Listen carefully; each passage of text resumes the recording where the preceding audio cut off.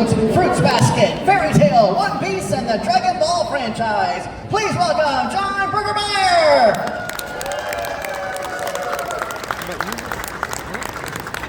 And next, he is an actor, writer, and comic book artist whose body of work in anime and comics includes Lupin the Third, Elf Quest, My Hero Academia, One Piece, and the Dragon Ball franchise. Please welcome Sonny Strait!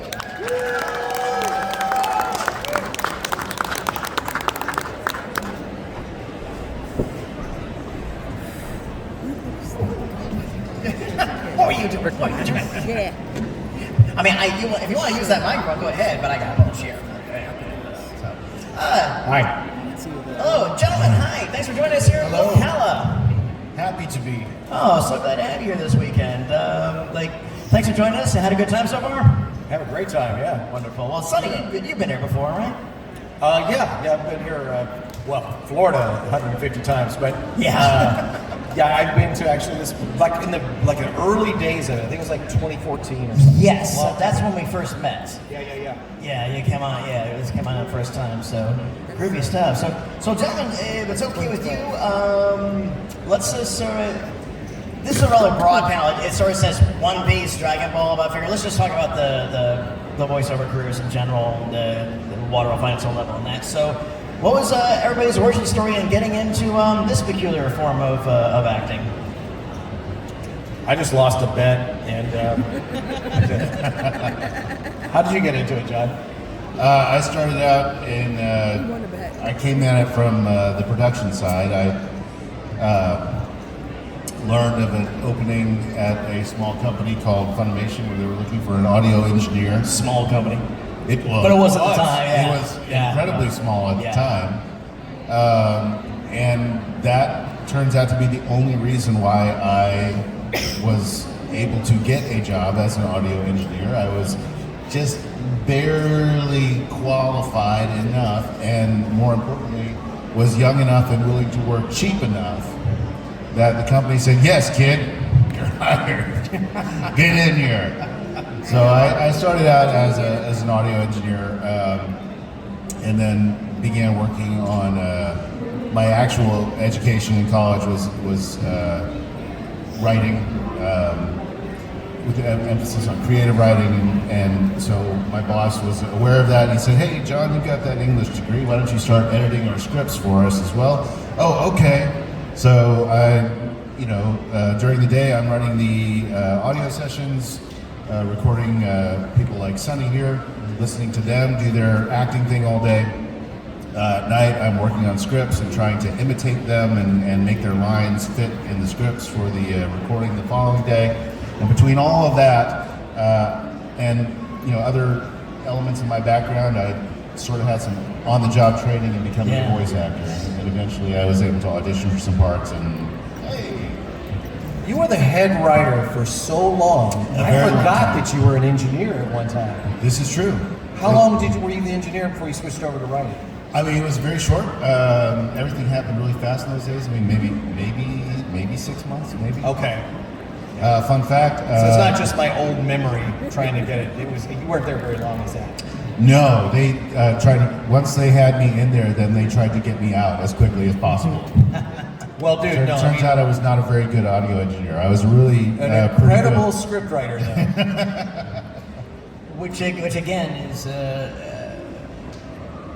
I've been badgering my clients for years. Like I wanted to do panels with the ADR script writers and talk about, because there's so many unique challenges to that. It's not just total translation. It's also like trying to come up with the English that's going to match the flaps, stuff like that.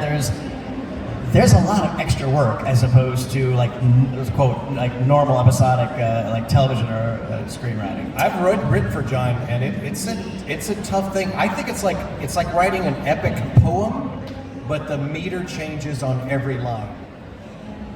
Kind of. I've always kind of equated it to where it's not quite like doing a crossword puzzle, but it's kind of like doing a Sudoku puzzle, but with lines of dialogue. I describe it as word algebra. Yeah. You've got to make it fit. Yeah, you got to convey whatever this character is supposed to be saying, and do it. And as we all know, in the Japanese language, they have one word that can be equivalent to a sentence and vice versa. And you have to make it match the mouth flaps on the screen. Yeah. So thank you for that task, because I think it's a very unheralded part of the whole animation evolution. In some ways, when you're working on an ADR script, the highest compliment you can receive is that nobody notices your work. It's just like it disappears. Yeah. So, John really did set the pace for how anime scripts should be translated and written in the industry, I think, too. He really set a standard. So, hey, come on, yeah. Hey, fight me. Fight me. News to me. But You're the Sid Field of anime. Yes. which is not a bad appellation. So, and I think it's curious too. And Sonny, we'll get into your origin story, because again, both of you guys, you're already in one discipline, and again, of your generation of anime production as it is, you guys fell in not through the back door, but through a side door. Yeah. Because it wasn't an industry when we started. There was just there were a few houses doing dubbing, but even the word anime, we had no idea. We called it Japanimation at that time. Nobody knew the word anime. And I was just doing theater. I'd been doing theater for like 14 years and doing it for free. And if I'd never gotten an anime, I'd still be doing it for free because I just loved acting. But a friend of mine, her name was Michelle Irving, and she was a friend of Chris Sabat. So she heard about the Dragon Ball Z auditions, and she auditioned, and she didn't get a part, but she said, "Sonny, this is your kind of thing. You should audition for this." And I always wanted to be in a cartoon. So I did not expect to get a part. I just thought it'd be fun to audition, and it was. And I turned to the producers and directors after the audition. I went, "Wow, that was so much fun. Thanks, guys." And I thought that would be the end of it. And then Chris called me up and he said, "You were like second choice for several characters, but we really want you to play Krillin." And Krillin, I just love playing that. I wouldn't want to play any other character on the show. And you were doing comics at the time too, right? Do what? You were doing comics before? I was doing that comics starting. My first published book was in 1990. Yeah. So, and I was in, I think it was 97 when we started it, or was it 98? I think I would put you guys at 98, but I think I think Mom you're right. said 97 as well, but I'm not sure. It was one of the two. Mm-hmm. So my main focus was comics until 98, and then all of a sudden, and even then, because Krillin dies a lot, so it was a part-time job. But Cartoon Network really liked what I did with Krillin and asked me to audition for Toonami Tom. And when I got that, he came on the air before Krillin did, and or at least our version of Krillin. I was introducing the Canadian version on Toonami. But I kind of realized at that point, I think I'd stumbled onto a career. Yeah. But it's definitely backdoor. It was like worse than backdoor. We had to build the frame and put the door in. And I give John a lot of credit for the writing, and I give Chris Sabat a lot of credit for the directing and how when we started out, I think Barry Watson was the only director, and Chris was the assistant director. Barry became a producer, and then Chris became the head director.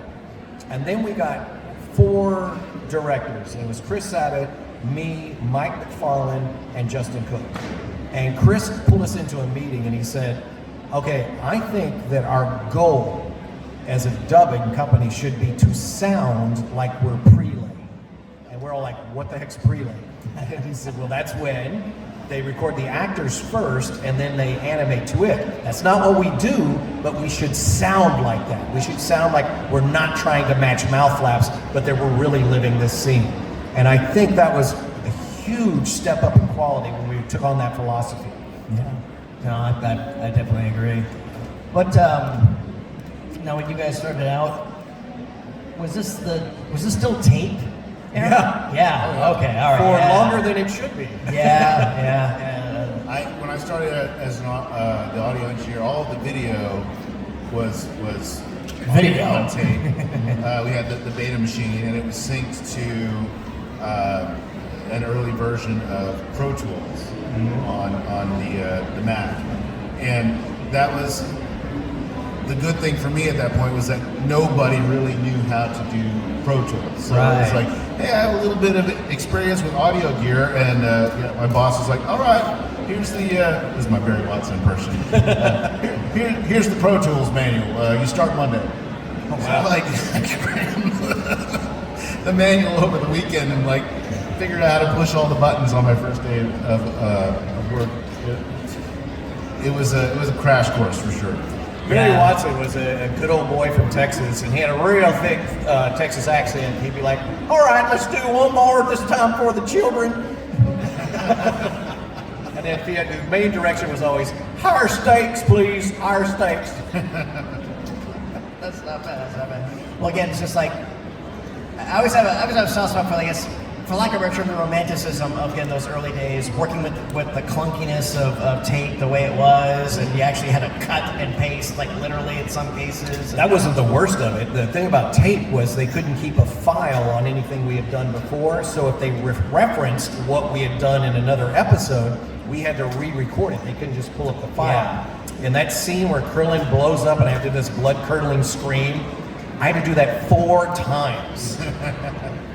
I had to ask that about the actors that used to do Team Rocket. I said, was there a base record? No.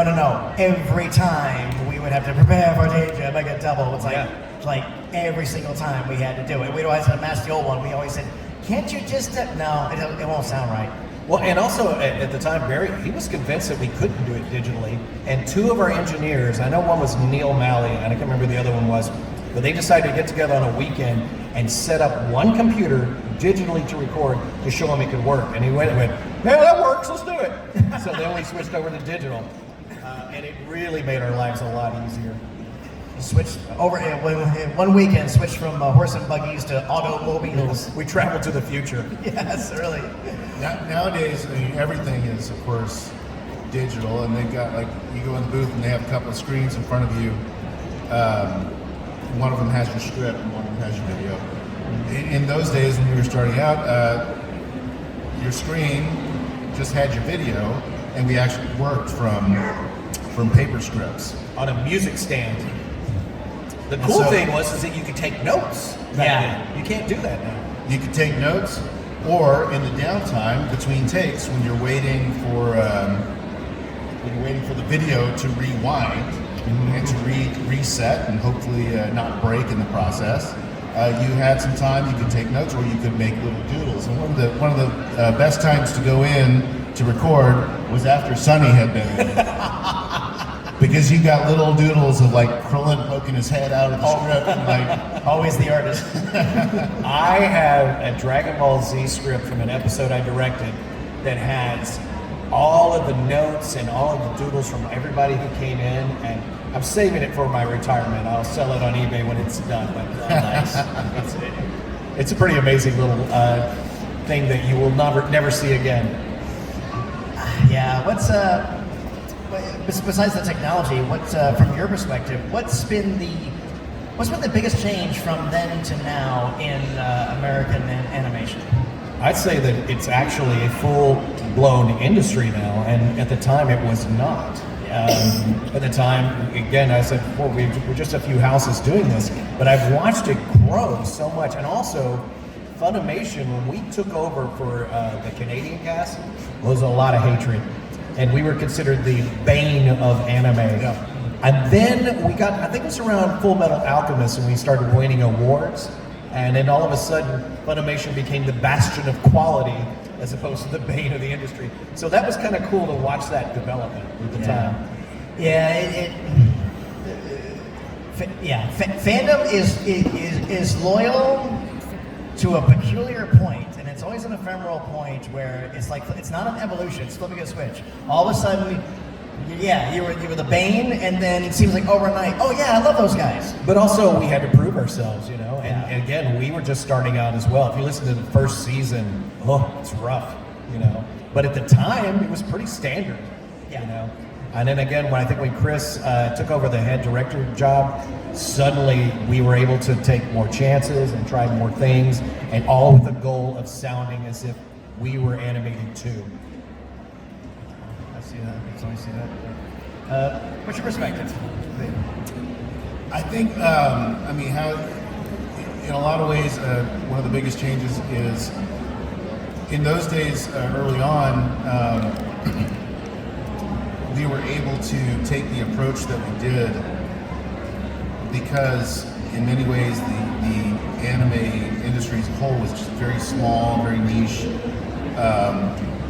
The goal of the shows that Funimation brought in was like, okay, we've got one objective here, and that is to get this show on after-school television. That's it. Yeah. And so all the choices that we made for those shows, like Dragon Ball Z or like Yu Yu Hakusho, and like the choices that our producer had us make, was like, look, I don't care what the translation says. I don't care if there's dialogue here or not dialogue here. You make this where it's going to hold a kid's attention, and you got commercial breaks, and the network is going to want to buy it. So we played fast and loose with the translations. We tried to get the story, as right as we could, but we injected a lot of like characterization and invention into our scripts. Granted, the translations that we were working from were just very piecemeal and terrible because at that time, the Japanese companies, Toei and any of the other companies, they kind of didn't care. Like we were an afterthought. Yeah. They're like, oh, these Americans, they want to license our show, whatever. Just here are these terrible translations. It was milk money to them. And it's like, you just go do your thing, guys. And Well, so there they weren't weren't very high expectations, right? and so and they weren't paying attention, and they weren't, So we had the opportunity to like, we're gonna make this dub like premium quality as best we can. Mm-hmm. Now,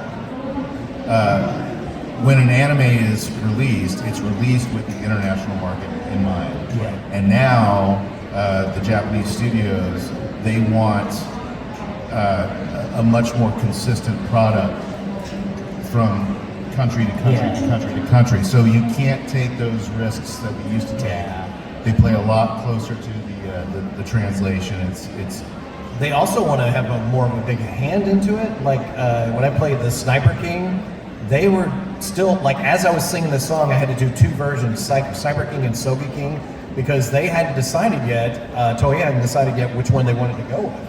So we had to wait for them to make the decision on it. No, absolutely.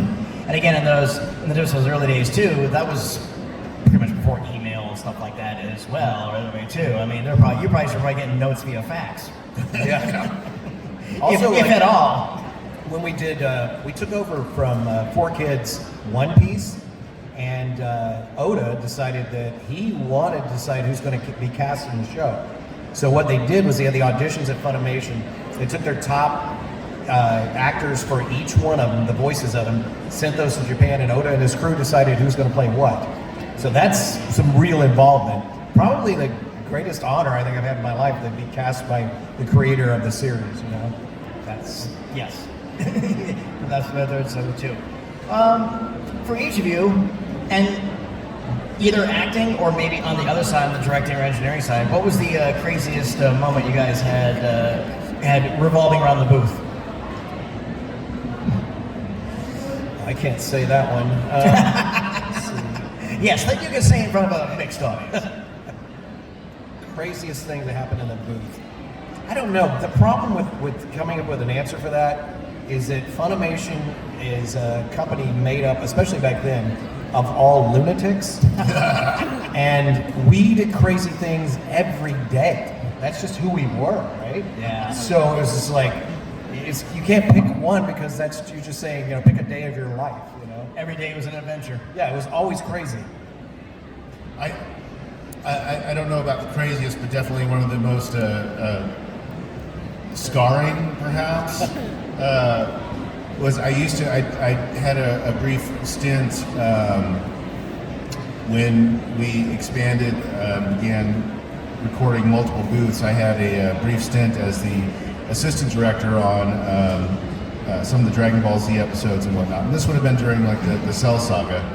So I have distinct memories of Damian Clark, the voice of Cell, coming in the morning, and we'd be recording his stuff. And then at some point in the middle of the session, without warning, he would just open up the door of the booth and be like, "Burgmeier, think fast." And just throw a water bottle at my head. And this would happen every time he came in. So every time I see him now, I instinctively flinch. Do you remember Byron, Barry's brother? I do. Barry Watson, he was the first director. He had a brother that worked there. I think he worked in the art department. Is that right? That's right. He worked. Yeah. He did the covers for the VHS covers. Yeah, and I love puppets, and I used to make my own puppets, and I brought one up there, and I found out that Byron had a deep-seated fear of puppets, and so I chased him around the studio quite a bit with that. And I'm started bringing puppets on more often back then. Nice. At this point, for either of you, what's the dream gig? What we did, I think, for me, for sure. I don't know. I mean, I'm thrilled every time I get called in to do something new. There's like some new young generation of directors that are in there, and somehow I'm still on their list of people to call, and it's just like, okay. We were talking about that last night at dinner. It was like John was talking about being brought in, and I said, yeah, it's because that's full circle for them. They grew up listening to your voice, and now they want to bring you in so they can make their life complete, No, absolutely. Well, I'm going to go ahead and take some questions. Before I do that, on behalf of myself and this audience, I thank you both. I thank you for your talents, your professionalism, all the performances, and all the work at directing and production and everything else. It's like you guys were there at that very vital time. That very, very vital time. Yes, I could break it down to epochs where it's like, okay, you got the Simba Astro Boy generation, the black and white stuff, the simulation. Then you got the Speed Racer, Macross kind of years in the 80s and stuff like that. But that period, those 90s, that was the full court press. And if you all and your peers ever hadn't thrown yourselves into it, we would not be here today. I think it would still, it would be around, but I think it would be, I don't think it would have been near, the impact that it's had. Well, when I was in college as an art student, I studied about the Dada movements and the Surrealist movements, and I always wanted to be a part of an artistic movement. And I didn't realize until 20 years into it, I was part of an artistic movement. Anime is probably one of the biggest artistic movements this country has ever seen. No, absolutely so. Cool, all right, who else? All right, go ahead, we'll do it online. Oh, our Mandalorian, let's start first. Careful. Groovy. Hey, what's your name? Owen, what do you want to know? How much years have you been working for Dragon Ball Z? 26, I think, right? Yes. Yeah. That's probably about 2.5 of your age, I imagine, right? so I go, well, that's a good way to start us off with. Thank you much. Yes, I can say that I crossed the threshold. I think last year. I can say I've been working on anime for over half of my life. I'm older than you, so I can't say that. You'll get there one day, kid. 10 more years. Hey, what's your name? I'm Kenny. What you got? Hi, Kenny. I have a question for you both. Is there anything from the show, like the animated shows, that you would love to take into the real world? Yeah, I think I would love to have a destructo disc, but unlike Krillin, I think I'm a little more disciplined than he is, because I would be out every weekend practicing my aim on that, because it's such a powerful weapon that seldom works. I just want my own chapsu. There you go, brother. Thank you. Bye-bye. Are you handing out candy with a question?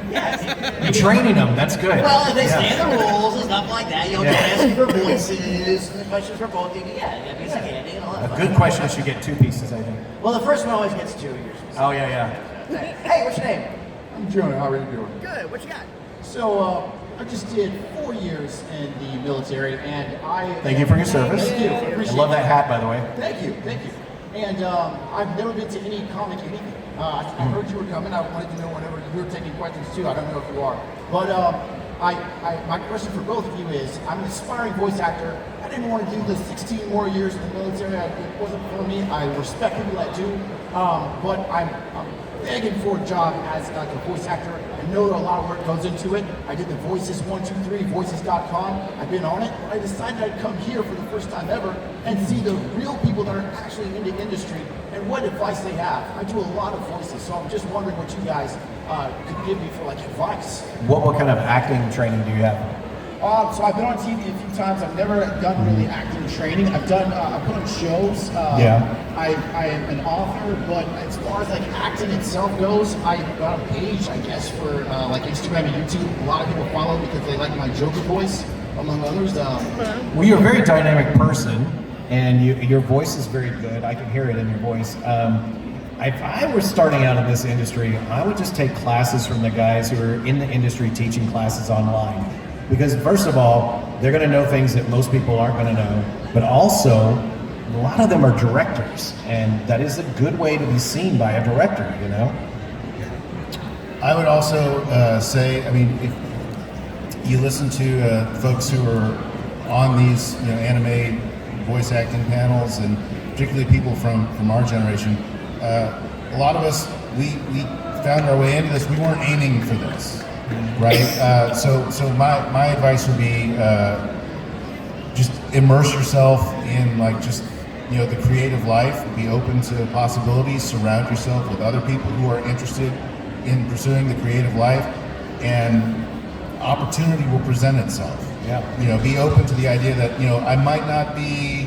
The voice acting thing might not be my path, but here's like a TV personality, or here's like a behind the scenes role, or here's something. There's a whole lot of ways to make a career in this sort of business. I was on a panel with Eric Vale many years ago, and there was like 14 voice actors on the panel.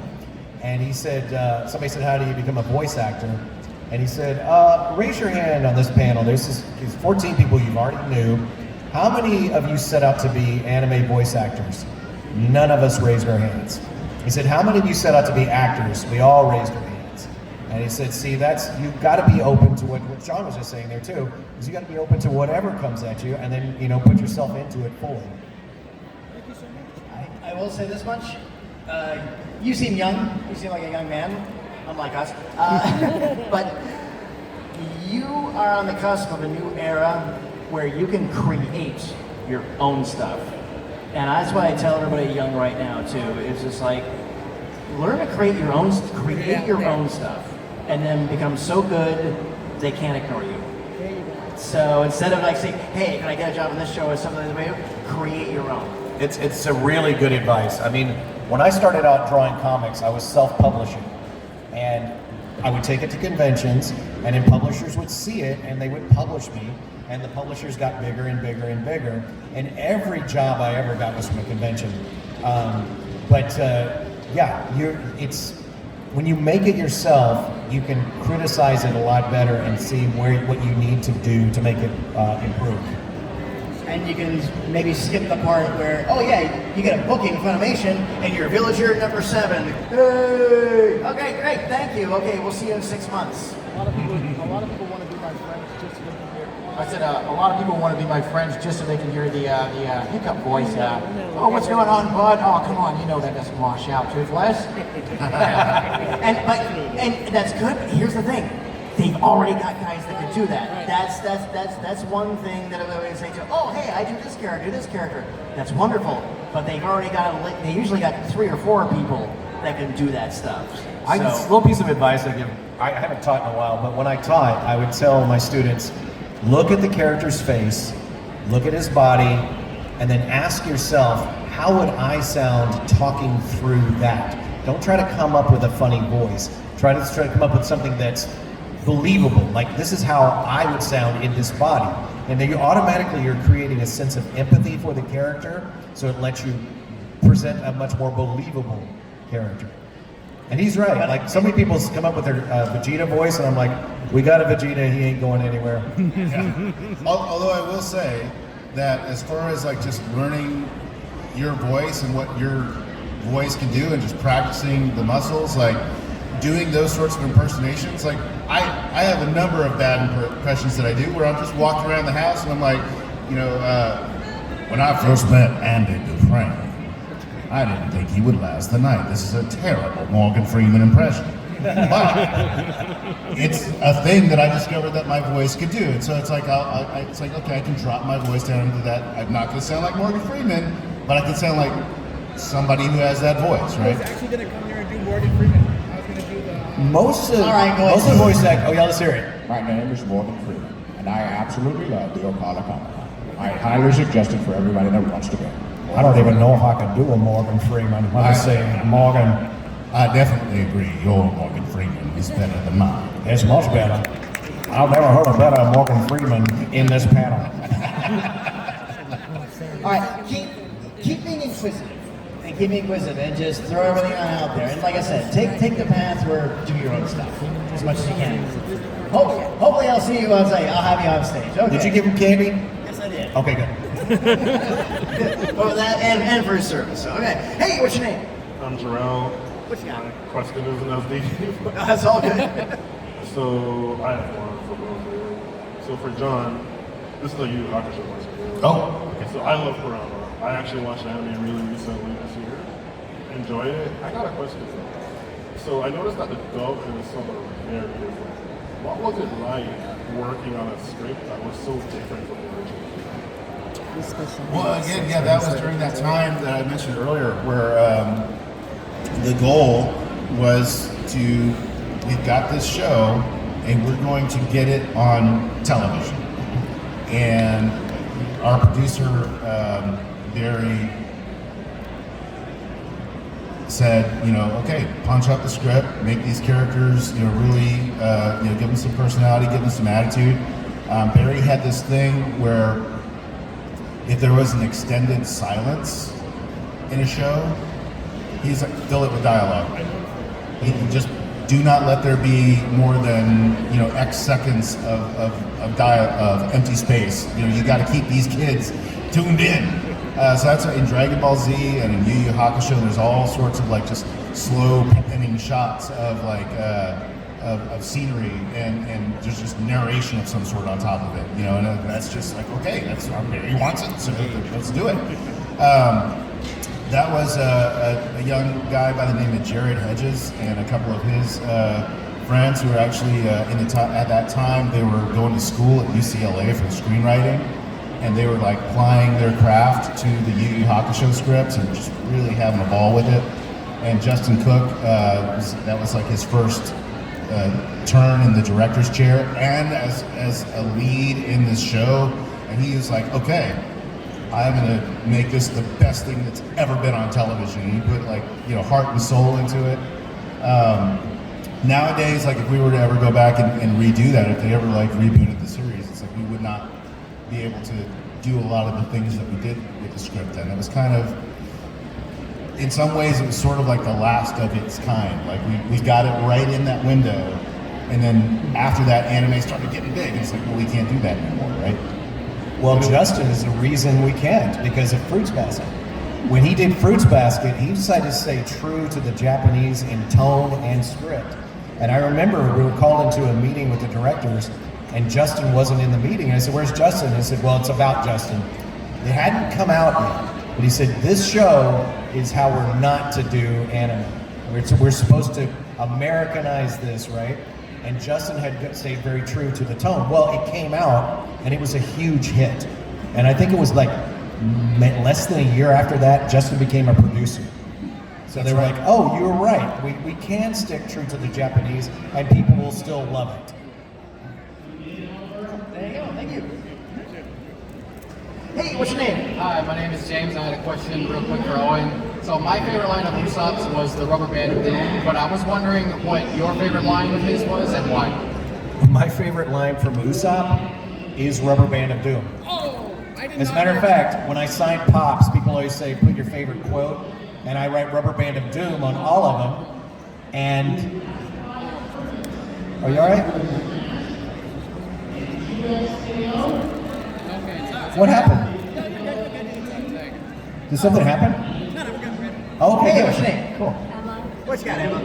My question is, what's your favorite line or scene?